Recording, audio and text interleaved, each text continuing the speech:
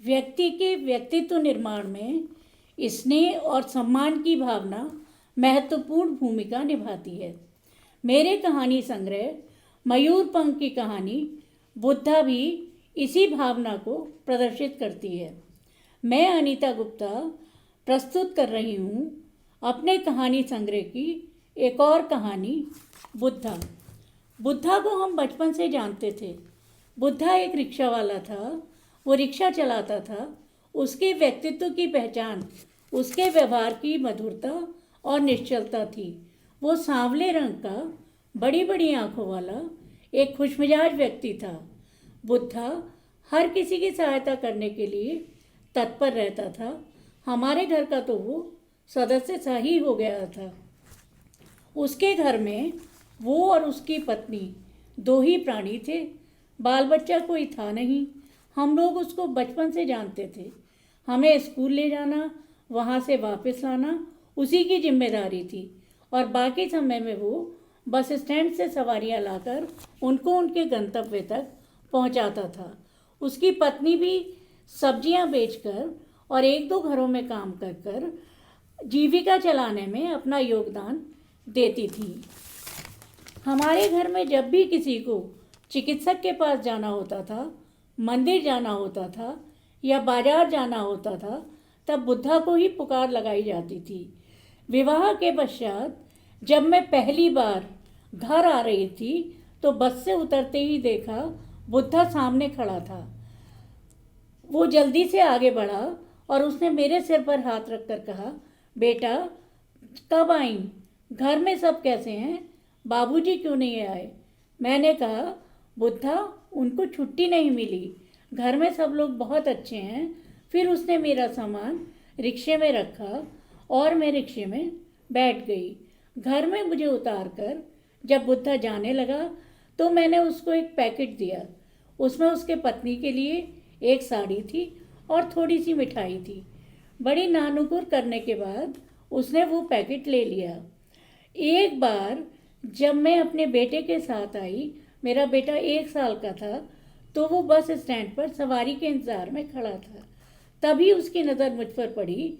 वो आगे बढ़ाया और बोला, पहले से क्यों नहीं बताया बेटा?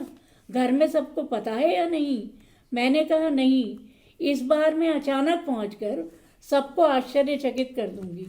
वो हंसने लगा और बातें करते करते हमारा घर भी आ गया। हमें देखकर घर में सब लोग बहुत खुश हो गए। कुछ दिन बाद अचानक ही मुन्ने को सर्दी लग गई। उसको बुखार हो गया और वो ज़ोर ज़ोर से रोए जा रहा था। डॉक्टर से दवा भी ले ली थी। जब बुद्धा को ये पता चला तो उसने अपनी घरवाली को भेज दिया। उसने आते ही 7 मिर्चें लेकर मुन्ना की नज़र उतारी और जायफल घिसकर उसके सीने पर लगा दिया और कहने लगी, इसको रात को एक बार और लगा देना। उसके बाद फिर बुद्धा आया। बोला, अब तबीयत कैसी है मुन्ना की? हमने कहा, अब ठीक है। बोले, वो ठीक हो जाएगा। मैं भी मंदिर में 1.25 रुपये का प्रसाद चढ़ा कर आया हूँ। और सुबह हमने बताया, अब मुन्ना बिल्कुल ठीक है। थोड़े दिन वहाँ रहने के बाद फिर मैं अपने ससुराल वापस आ गई। अचानक एक दिन दरवाजे की घंटी बजी। मैंने खोला तो देखा सामने बुद्धा खड़ा है। वो बोला, बेटा तुम्हारे शहर में किसी काम से आया था तो सोचा तुमसे भी मिलता चलूं, और ये सोचकर मैं तुम्हारे घर तक आ गया। मेरे घर तक आया हुआ बुद्धा बिल्कुल पहचान में नहीं आ रहा था। क्रीम कलर का कुर्ता, सफ़ेद झकाझक पजामा और तेल लगे बाल, नए जूते उसको एक नई पहचान दे रहे थे। बुद्धा अंदर आया और अपने साथ एक मिठाई का डब्बा भी लाया था। मैंने कहा, ये क्या लाए हो?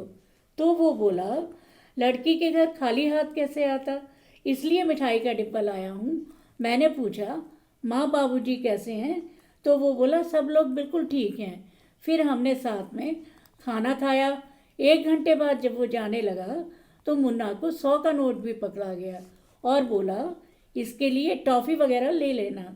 समय व्यतीत होता रहा और पत्रों के आदान प्रदान से ही एक दूसरे की कुशलता का पता चल जाता था। एक दिन पापा का फ़ोन आया। बोले, बेटा कैसे हो? हम सब ठीक हैं। मैंने कहा, पापा बुद्धा कैसा है?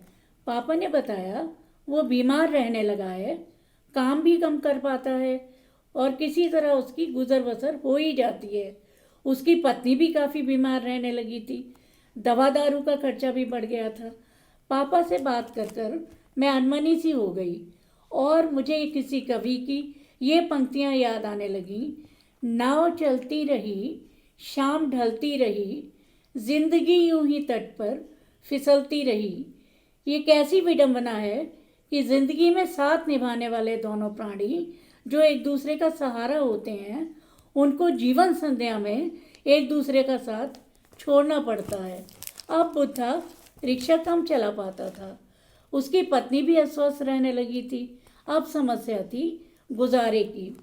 इधर कुछ दिनों से माँ बाबूजी हमारे पास आ गए थे और हमारे बच्चों को भी जो बातें हम नहीं समझा पाते थे वो बुजुर्गों के आने से अपने आप ही सीख जाते थे।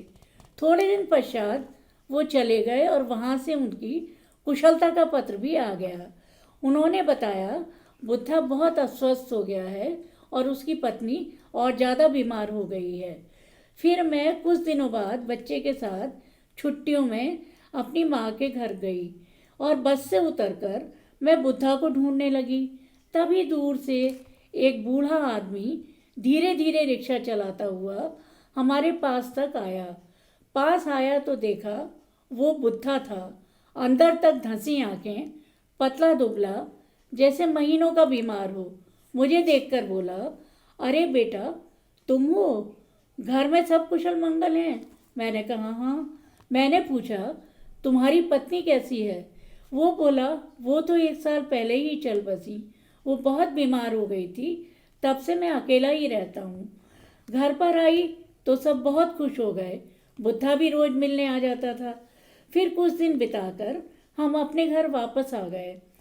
कल पापा का पत्र आया तो उन्होंने बताया बुद्धा बहुत बीमार हो गया है। सरकारी अस्पताल में इलाज के लिए गया था, पर वहाँ भी बिना पैसे के किसी ने भर्ती नहीं किया। कोई भी ऐसा नहीं था जो उम्र के इस आखिरी पड़ाव में उसे सहारा दे सके। माँ बाबूजी यथासंभव उसकी सहायता करते रहते थे, परंतु वो और अस्वस्थ होता जा रहा था। हार कर उसने महादेव के मंदिर में जाकर शरण ली और वहीं पर लोग उसको खाना पानी और कपड़े वगैरह दे जाते थे। वहाँ वो बैठा हुआ लोगों को पूजा करते हुए देखता था और भगवान का स्मरण करता रहता था। एक दिन वृद्धा को सांस नहीं ली जा रही थी, दिख नहीं रहा था, बेचैनी भी थी। शायद ये उसका आखिरी वक्त था और थोड़ी देर में महादेव के सामने उसने अंतिम सांस ली। मन को विश्वास ही नहीं हो रहा था कि बुद्धा नहीं रहा। उसकी स्मृतियाँ ही शेष हैं जो मेरे मन पर अंकित हैं।